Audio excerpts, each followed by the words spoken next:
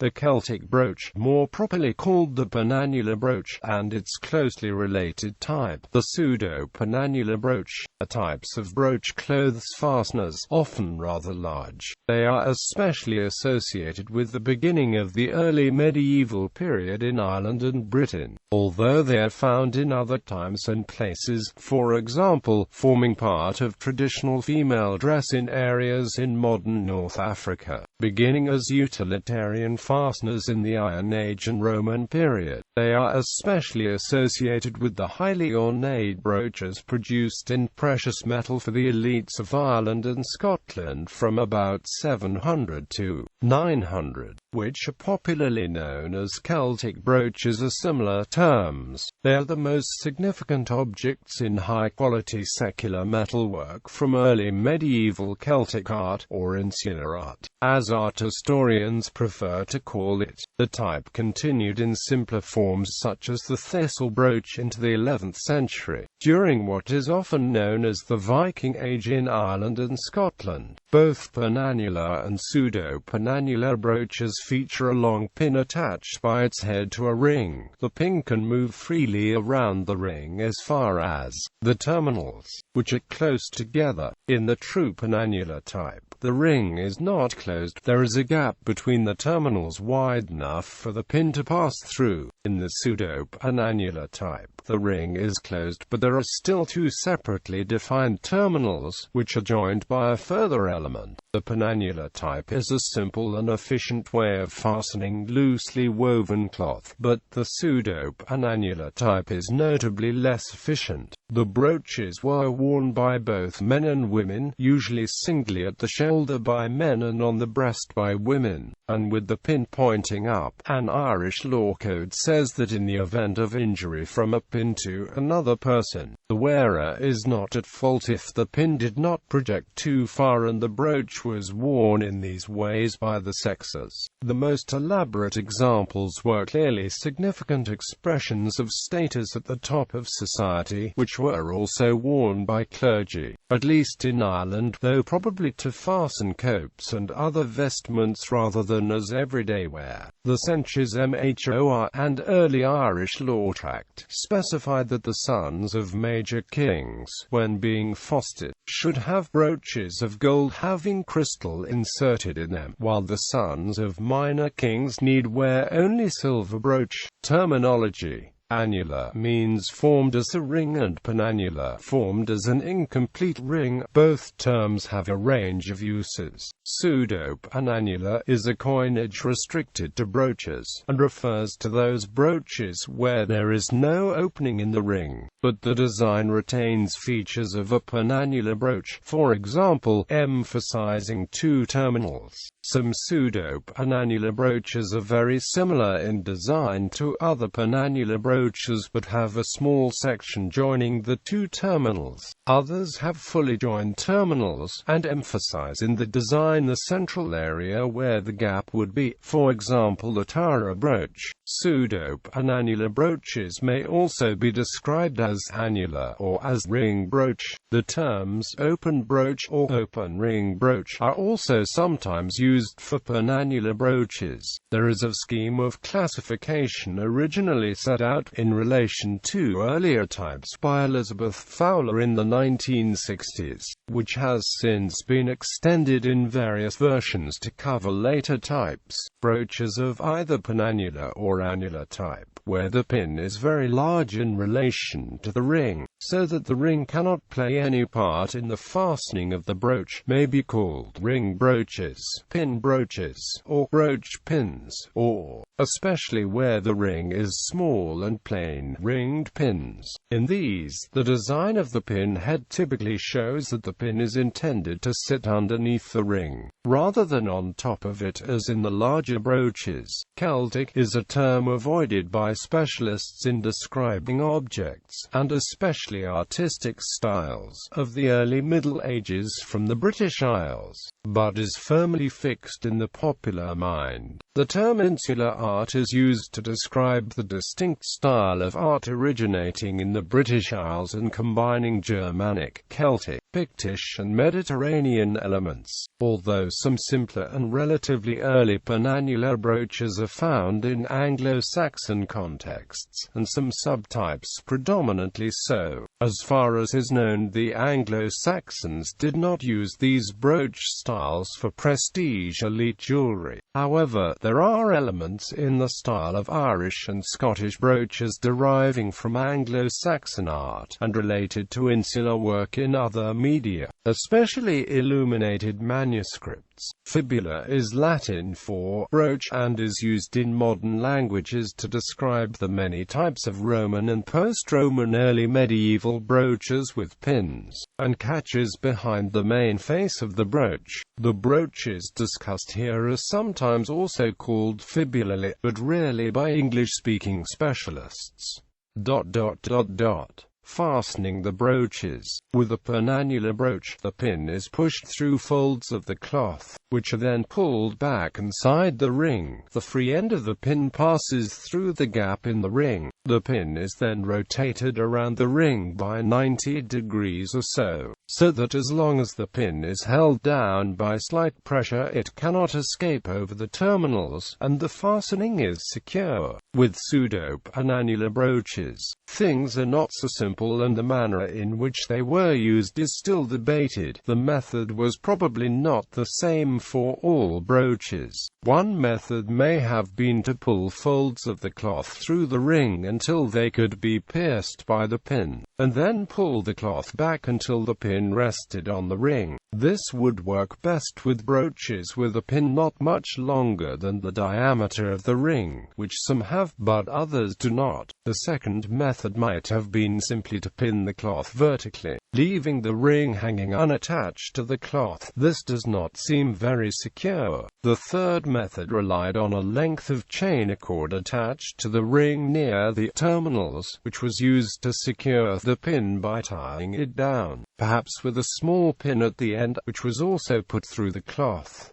The Terra brooch was probably fastened in this way. In some cases the pin was fitted with a bolt or rivet to make it removable. A further complication is that in some pseudo-penannular brooches the pin is fixed to lie in front of the ring, as in the Lounsborough brooch, but in others it crosses through the ring, starting with the head end in front of the ring, but the middle of the pin behind the ring by the point where it crosses it the other side. The Terra brooch has been displayed set up in both ways. The latter arrangement seems more common in later brooches of the 9th century. It is fair to say that Scalath remains slightly puzzled that the effective and simple penannular brooch developed in this direction, though it is presumed that the reuniting of the terminals of pseudo-penannular brooches was partly to strengthen the brooch. In many penannular brooches, the gap between the terminals is now too narrow for the pin to pass through. Whether this was always the case is uncertain. History. Roman and early insular period small and simple penannular brooches in bronze, iron, and, rarely, silver were common in the Roman period as a practical fastener, but were not used for high-status objects, and any decoration was normally limited to bands around the ring or other simple patterns. Often the extra thickness at the terminal, necessary to prevent the pin just falling off, is achieved simply by turning back the ends of the ring. In the late Roman period in Britain in the 3rd and 4th centuries, a type of penannular brooch with zoomorphic decoration to the terminals appeared, with human or animal heads, still not much wider than the rest of the ring. Some examples had enameled decoration, and the pin did not extend much beyond the ring. These are found especially in southwestern Britain and Wales, and seem to have developed in these areas. This type fell from favour in southern Britain by the 5th century, but was developed in Ireland by the 6th-7th centuries.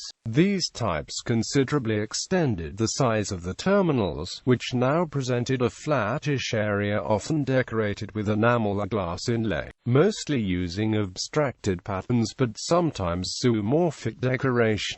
The length of the pin is now often about twice the diameter of the ring. The Irish cultural zone in this period included much of western Scotland, and in Pictish East Scotland a similar development took place, though the forms are somewhat different here. The decoration paralleled that and other metalwork fittings such as pieces of harness tackle, and the few remaining early Christian reliquaries and other pieces of church metalwork. Golden Age. By shortly after 700, highly elaborate, large brooches in precious metal and gems were being produced. These were clearly expressions of high status for the wearer, and used the full repertoire of goldsmiths' techniques at a very high level of skill. They continued to be produced for about 200 years. The Pictish brooches are much more homogeneous in design than the Irish ones, which may indicate a shorter period of production,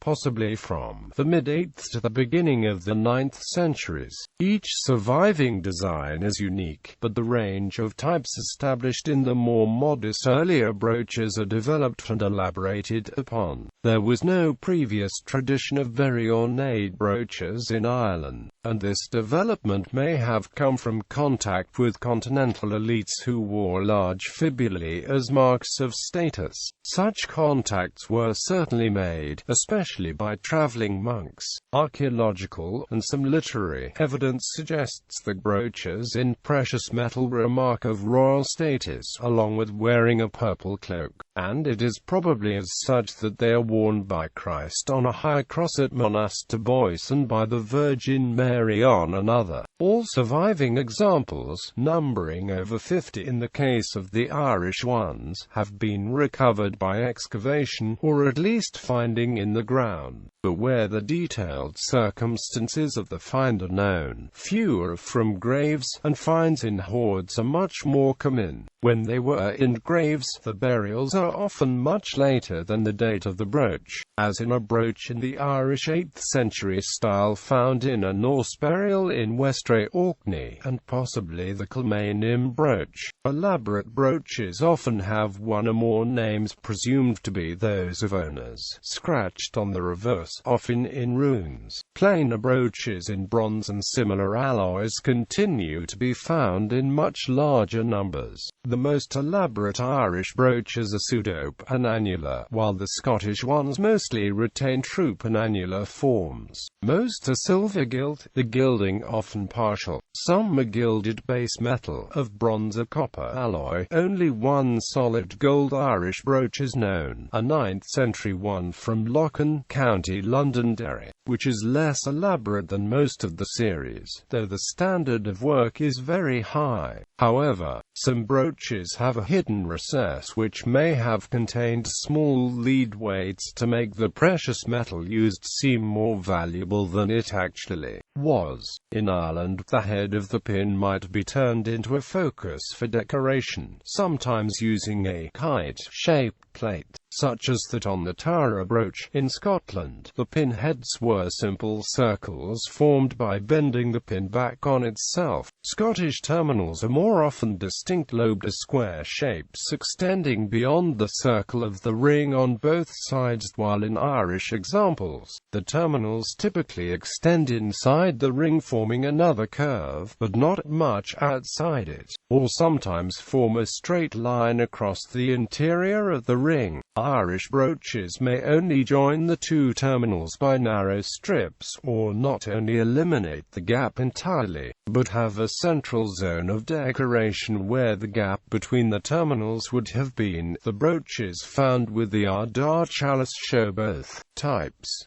The main body was normally cast, and a number of elements of two-piece molds have been found. Many brooches have cells for studs or bosses that are most often round hemispheres, but may be square, lozenges or other shapes. Very often the studs themselves are now missing. These are in a variety of materials, including glass, enamel, amber, and gemstones found locally, although not including any of the classic modern precious stones, or even the garnets found in Anglo-Saxon jewelry. However, the millefiori glass rods sometimes used appear to have been imported from Italy, like those used in the Anglo-Saxon jewelry from Sutton Hoo. Examples of the rods have been excavated in both Ireland and England. Like the insular chalices and other metalwork, the very ornate Irish brooches were mostly made in many pieces which are pinned or slotted together. Filigree decoration was often made on trays which fitted into the main ring on the Terra brooch. Many of these are now missing. Techniques include chip carving, cast, imitation chip carving, filigree, engraving, inlays of various types, including yellow, glass and champlave enamel, and various hammering and chasing techniques.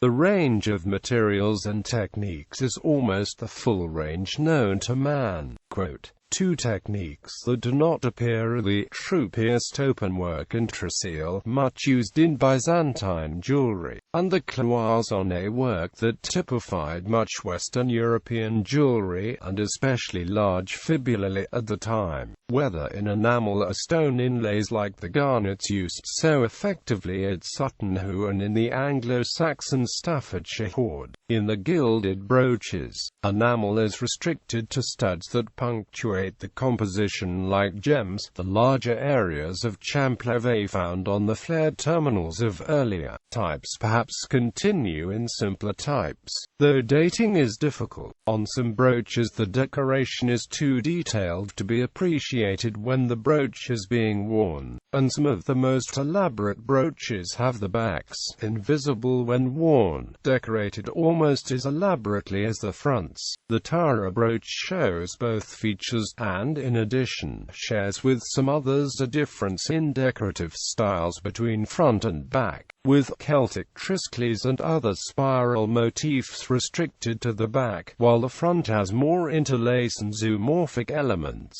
These features are also shared by the most ornate brooches in London and Edinburgh, respectively the Lounsborough and Hunterston brooches. This may be because decoration on the backs relies more on engraving than filigree, which would risk wires getting caught in the clothing on which the brooch was worn. Few of the major brooches, or indeed other metalwork, have been found in contexts that can be easily dated, and much of the dating of at least the earlier ones comes from comparison with insular illuminated manuscripts, though the dating of these is often itself far from certain. The Terra brooch has long been recognized as having clear stylistic similarities to the Lindisfarne Gospels, thought to date to about 698 to 715.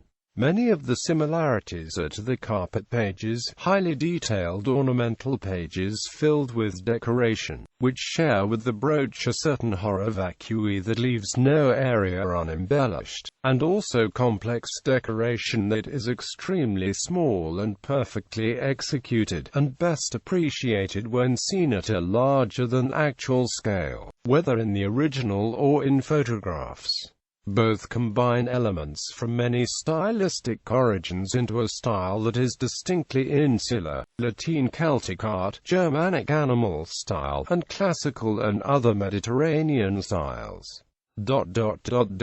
Later brooches, and the Vikings. The Vikings began to raid Ireland from 795, with catastrophic effect for the monasteries in particular. However, although the Vikings established several long forts, initially fortified encampments for overwintering, and later towns like Dublin, Wexford, Cork, and Waterford, the native Irish were more successful than the English and Scots in preventing large-scale Viking takeovers takeovers of areas for settlement by farmers. By about the year 1000, the situation was relatively stable, with a mixed population of Norse Gaels in the towns and areas close to them, while the Gaelic Irish, whose elite had often formed political alliances, trading partnerships and intermarriages with Viking leaders, remained in control of the great majority of the island, and were able to draw tribute from the Viking towns. The period is characterized by a greatly increased availability of silver, presumably the result of Viking raiding and trading, and most brooches are made from silver throughout, as gilding and decoration in other materials nearly disappears. The brooches are often large and relatively massive, but plainer than the most elaborate earlier ones, neither using older local decorative styles nor the Viking styles that were adopted in other media. This continues a trend that can be detected in later brooches from the preceding period, before much Viking influence can have made itself felt. The 9th century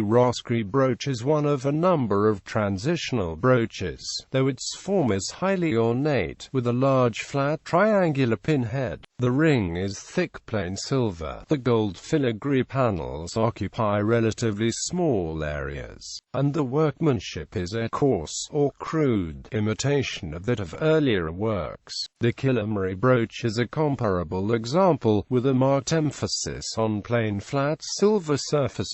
There are rare exceptions in which a highly decorated brooch shows Scandinavian stylistic and technical influence, notably an Irish brooch from Rathlin Island, with areas stamped where the Irish tradition would have used casting. The brooches appear to have been made by native metal workers, but worn by both Vikings and Gaels. The very popular thistle brooches have terminals and often pinheads that are like thistle flowers, with a ball topped by a round projection, often flared. They are called by the term regardless of whether or not the ball is brambled, that is, formed with a regular pattern of small tapering projections, like the two lowest brooches from the Penrith hoard illustrated here. These, and other globular endings to terminals and pinheads, were common, but flattened terminals continued to be made, now ornamented by round silver bosses amid simple repeated patterns, or interlace that is larger in scale than in the earlier ornate badges. In these, the ring often ends in a gripping beast biting the terminal plate. The mixture of types seen in the 10th century Penrith hoard is typical. Insular brooches had been taken back to Scandinavia, and began to be produced there in the 10th century for wearing singly by men at the shoulder. Viking women wore pairs of characteristic oval brooches on the upper breast.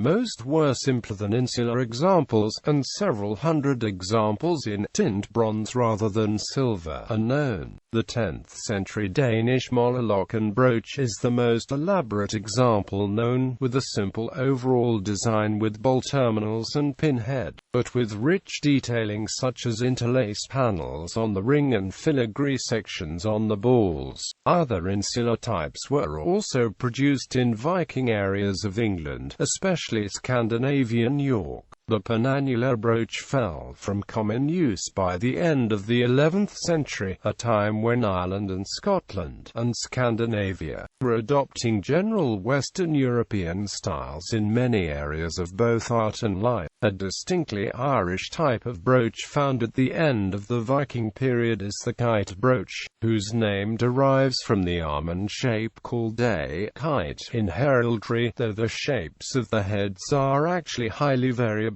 They were apparently worn, like the larger brooches, singly with the pin pointing upwards. Only about half a dozen exist in silver, including examples that are much larger than average, with pins up to 7.9 centimeters long. In these, there is no ring. but the elaborate head is connected to a pin of very variable length by a short tab of metal that can move on joints at both ends. There is also usually a cord for winding round the pin to secure it. Only 14 of these brooches have been found to date in Ireland, many incomplete, and none elsewhere. 5 of these are from Dublin, the earliest from the 940s. They appear for about a further 2 centuries, by around 1200.